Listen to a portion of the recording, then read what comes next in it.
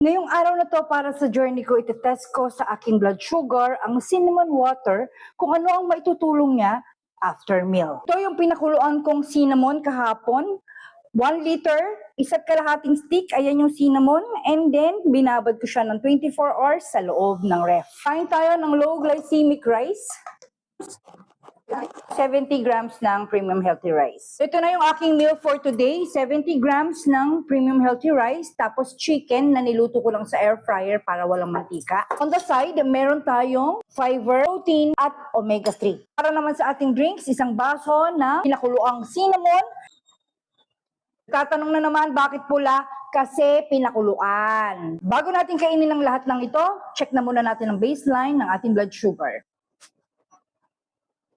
138 as of 10:06 a.m. Kakainin lang muna natin ang lahat ng ito, and then after natin kumain, iinumin na natin tong ating isang basong cinnamon water.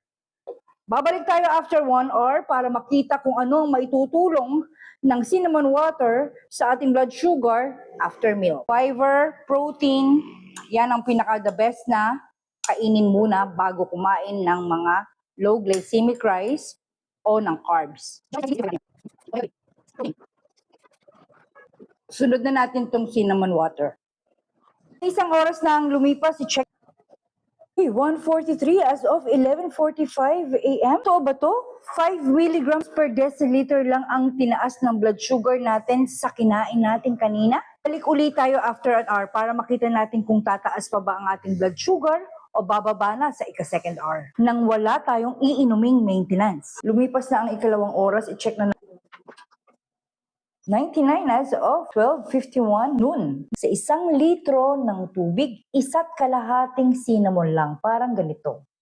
Pakuluan ng 5 minuto. After pakuluan, hayaang nakababad ang cinnamon stick at ilagay sa ref ng 24 hours. After 24 hours, pwede mo nang tanggalin ang iyong mga cinnamon stick. Patuyuin at pwede mo pang gamitin hanggang 3 beses. Ito namang tubig ay tumatagal ng hanggang 3 araw lang. Nasa loob ng ref. Basta't isang baso lang sa isang araw. Para kapag umiinom ng herbal remedy, kahit na anong klaseng remedy pa yan at meron kang maintenance, maglagay ng interval ng 3 oras bago inumin ang maintenance.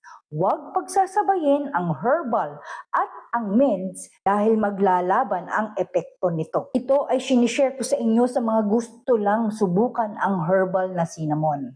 Hindi ito sapilitan o compulsory sa mga may gusto lamang. That will be all for my today's journey. See you all tomorrow for my tomorrow's journey. Bye!